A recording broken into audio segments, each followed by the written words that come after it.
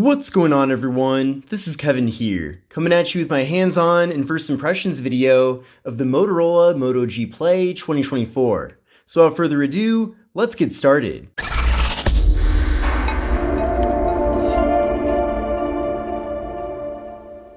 So this is the Motorola Moto G Play 2024.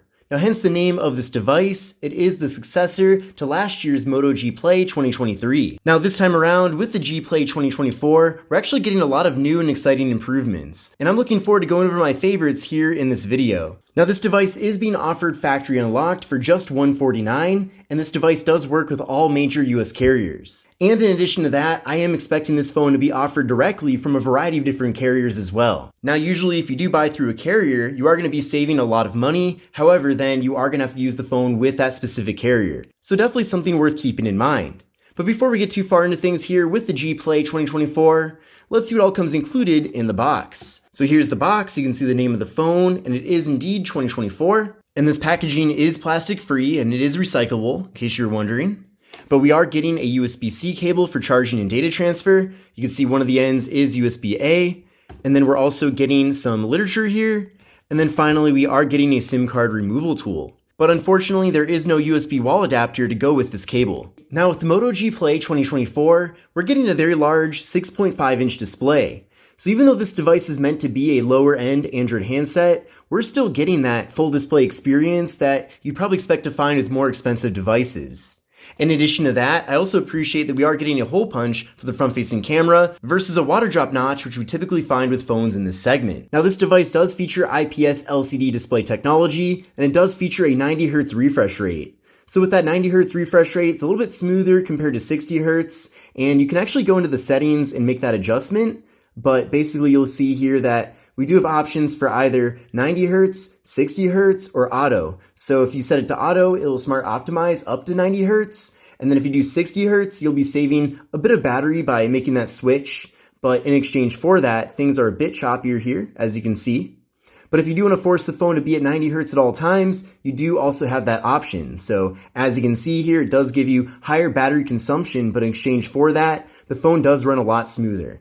So it's definitely nice to see that faster refresh rate. However, this display on this device is only 720p. Now for a phone in this segment, that is pretty much fine. I don't mind that it's 720p, and the good news is the actual display panel that we're getting here is pretty crisp and clear. So it's not like when you're looking at the display on this device, it looks low quality or anything like that. It's very easy to read all text. Video content is also very clear as well, so it's not like 720p is a deal breaker with this phone. That being said though, I think I would have preferred to have 1080p instead. Now the PPI with this device is 270, and we are getting a 20:9 aspect ratio. So a more narrow but taller form factor, which is pretty consistent with modern smartphones in 2024. And then with this device, we are getting an 83% screen to body ratio. So we have pretty slim bezels all throughout with a slightly thicker bottom bezel. And then as I mentioned before, we are getting a hole punch here for the front facing camera, and that front camera is 8 megapixels. Now stay tuned for my full review of this device, which will be out in a few weeks from now. But basically I'll be showing you a variety of different camera samples from all the various cameras on this device. Now internally with the Motorola Moto G Play 2024, we're getting 64 gigabytes of storage along with microSD card expansion. Now I will say in 2024, I do feel like 64 gigs is definitely the bare minimum you'd want to get with a smartphone, especially considering that the system software is going to take up quite a bit of space on the phone as it is. And then also with the way that people use their phones nowadays, with using a lot of different apps and taking photos and videos and all of that, all of those various things are going to take up quite a bit of space on the device. So I could easily see someone getting this device and then filling up the majority of that 64 gigs of space.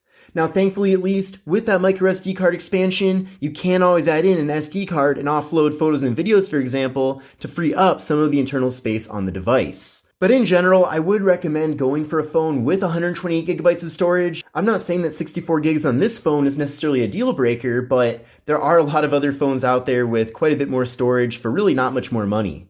But I suppose if maybe you're at a carrier and they're offering this phone for free, then 64 gigs isn't really that bad of a deal at all. So it really depends on what other options are available to you. Now with this device, there's no wireless charging. However, we do have a fingerprint sensor on the power button. So let's give that a try right now. And as you can see, it's very fast and responsive. Let's try that one more time. So you can see that works great. And in addition to that, this phone does have Face Unlock, so I do appreciate that we do have multiple methods for accessing the device. Now on the back of the phone, we're actually just getting one camera here. And it's been a really long time since I've covered a phone on this channel with just a single camera, but I suppose that's the decision that Motorola made this time around with the G Play 2024. So basically we're just getting one 50 megapixel main camera right here. Now compared to the predecessor device, the G Play 2023, we're actually not losing out on much by just having one camera, considering that that phone had two other cameras, but one of them was a depth sensing camera, and then another was a macro camera, which the macro camera is arguably kind of useless, and then the depth sensing camera for this device is actually incorporated into the main camera lens, so you're not losing out on that feature because this phone does support portrait mode for both the rear and front cameras. So here's how things look on the camera app on the device, and this is with the main camera on the back, the only camera we're getting here with this device. But as you can see, things do look very clear here. Now, if you want to capture photos in the full resolution, you are going to have to go over to the settings and then switch it from standard resolution to high. But once you make that switch, you can then capture images in the full 50 megapixels. So we'll capture an image right now in that mode, and then we'll pull it up right here. And you can see it is very crisp and clear, and especially for a device that has this level of affordability, I'm honestly amazed that this phone can take photos that look even remotely decent. Now going from here, we can go over to portrait mode to get those nice blurred out backgrounds. We can also flip around to the front facing camera and take portrait selfies. So there's me right there. You can also pick the level of blur that you want as well, so that's nice. You can also capture standard selfies too. And when it comes to video recording, this phone does max out at 1080p at 30 FPS with both the front and rear cameras, so keep that in mind. Now you can also head over to the More tab here, and there's a lot of other options as well. So one of those, for example, is dual capture. So with dual capture, you can actually capture with both the rear and front cameras at the same time. You can even switch that around too, which is pretty nice. So definitely a nice feature there. But in general, even though this phone just has one camera on the back, you're actually getting a lot of camera features with it. So I wouldn't necessarily consider it to be a deal breaker that Motorola can do pretty much the same as they typically can do, just with less cameras. Now internally, with the Motorola Moto G Play 2024, we're getting 4GB of RAM with a Qualcomm Snapdragon 680 4G processor. So hence the name of that processor. This phone cannot connect to 5G networks. It is limited to just 4G LTE. So if that's a problem for you, then you might as well start looking for a different device because this phone only works with 4G. Now at this point in 2024, I do feel like you can get by with just 4G LTE. But at the same time, if you're going through all the time and effort of buying a brand new smartphone, I do feel like you might want to consider getting one that does support your carrier's latest and greatest network. But it really comes down to your personal preference. Now with this device, we're getting a very large 5,000 milliamp hour internal battery, along with 15 watt fast charging. So 15 watt fast charging isn't the fastest I've seen, that's for sure, but it's not the worst I've seen either. And you definitely will want to use a wall adapter with this device that supports the full 15 watt fast charging, because otherwise it could take quite a while to recharge that very large 5,000 milliamp hour battery. Now the good news though is that with such a large battery capacity, you should definitely expect to get very good battery life out of the Moto G Play 2024. So one disappointing thing with this device is the software, at least in the sense that this phone ships with Android 13, and Android 14 has been out for quite a while at this point. By now, we're almost starting to talk about Android 15. So I don't know when, if or ever this device is going to get Android 14, but I'd imagine that if it does get it, it might be a little bit later on in this year. Which if you're someone who really wants the latest and greatest version of Android, then you might be disappointed here. Now the good thing is that the actual software we're getting is very nicely optimized. Motorola always does a great job when it comes to software. It's just that updates are kind of a weak point for the company. But you're getting a very clean version of Android. They have added in some extra Motorola bonus features, but for the most part, you're getting the best that Android has to offer here, and you're not just getting extra features that are pointless. Now, unfortunately, with the Moto G Play 2024, there is no NFC, so if you do like to use your device for tap and pay to make mobile contactless payments using Google Pay, for example, then you cannot do that here. However, if you do want to pair up maybe an Android Wear smartwatch with this device, then at least you can kind of work around that. But there is no actual NFC in the phone itself. Now, one nice surprise, and I'll get a little bit more into this in the review of the phone, is that this phone actually has stereo audio. So that's very rare to find, let alone with a device that's just $150. But basically with this device, we're getting audio out of both the main speaker on the bottom, but then also the earpiece up top. So when you're doing things like listening to music or watching videos, you're going to be getting more immersive audio here compared to other phones that just have one speaker. So that's definitely a very nice thing to see here.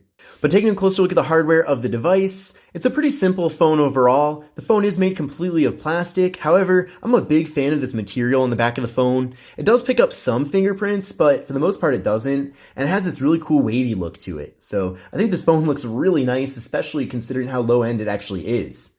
But on the left side of the device, we have just the slot for the micro SD card and SIM card. Then on the right side, we have volume up, volume down, and the power button, which doubles as the fingerprint sensor. Then up top here, we have the noise canceling microphone and also the 3.5mm headphone jack. And then on the bottom of the device, we have the microphone, USB-C port for charging and data transfer, and the main speaker. Then on the back of the phone, we have the 150 megapixel camera, we have the flash, Motorola logo, and that's pretty much it. But this concludes my hands-on and first impressions video for the Motorola Moto G Play 2024. I hope you enjoyed this video, and if you did, definitely give it a thumbs up. But this is Kevin here, and I'll see you in the next one. Take care and have a great rest of your day.